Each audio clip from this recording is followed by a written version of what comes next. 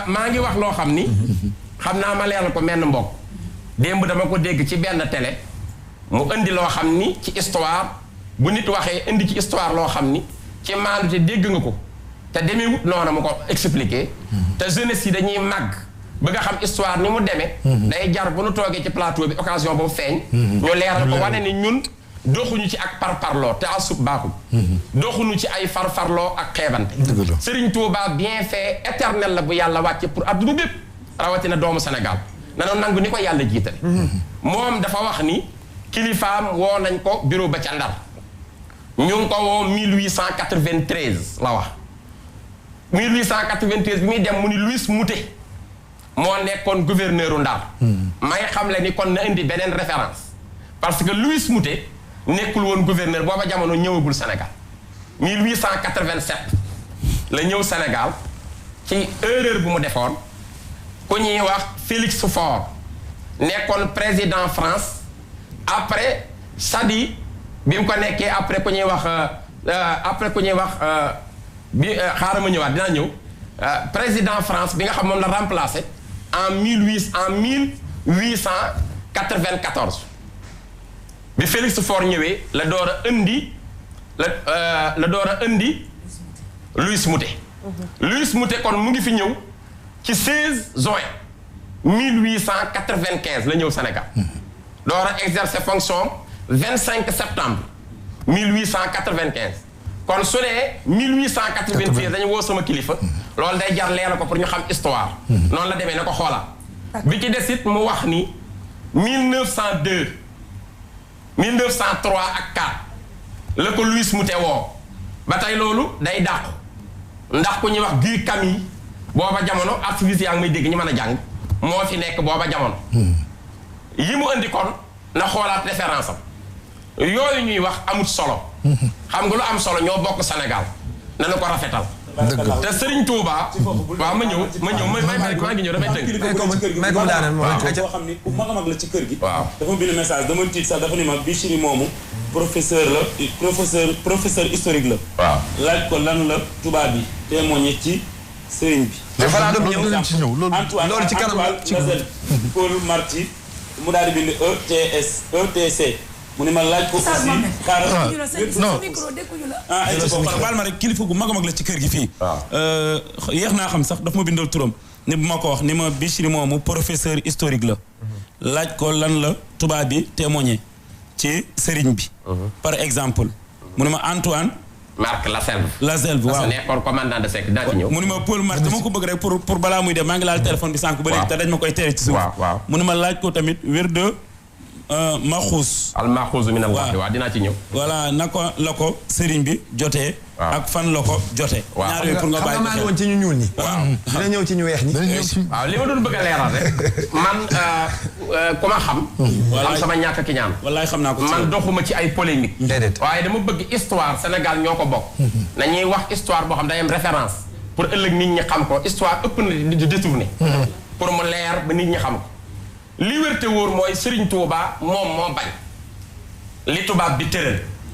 lii moo génne Sëñ Touba bu fekkoon kay dañoo bañ ni mu bañee ñëpp la ñuy génne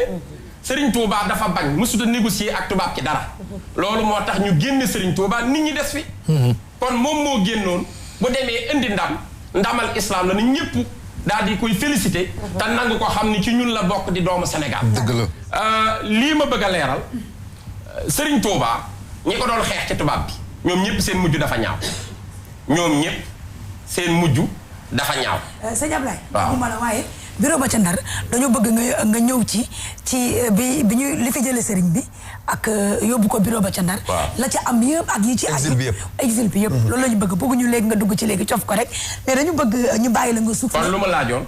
waaw mun nga tontu ko ci laaj. maanaam ci témoignage tubaab bi la laaj. Moustapha Diop tey si mu am lu mu yëkkati.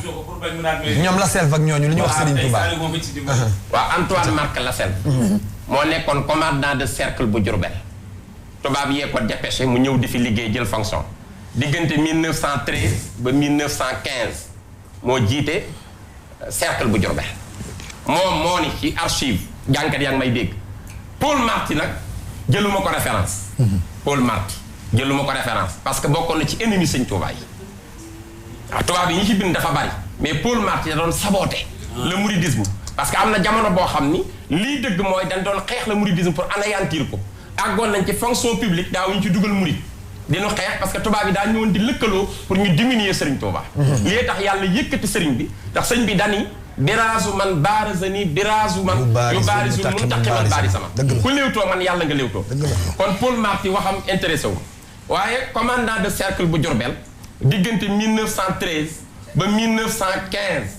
moom mooy Antoine Marc Lasselve moom moomu li mu bind ci sëñ Touba laa lay wax fi mu ne li ñuy wax ci Serigne Touba muy déranger kii li mu wax a gën a garaaw te tubaab la te moom mi ko wax du jullit moom mi ko wax gëmul yanant bi moom mi ko wax tubaab bu xonq cooy la moom mi ko wax commandant de cercle la am na daraja wutut xaalis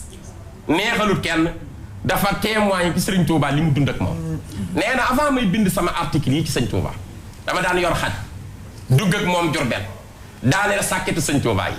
waaye nee na ne grandeur humaine bi ma fekk ci moom amul ci mindeef ginnaaw yanant bi parce que su ma ñëwee song ko daaneel sàkketam dugal fa xaj du tax mu découragé dañuy dégg rek daal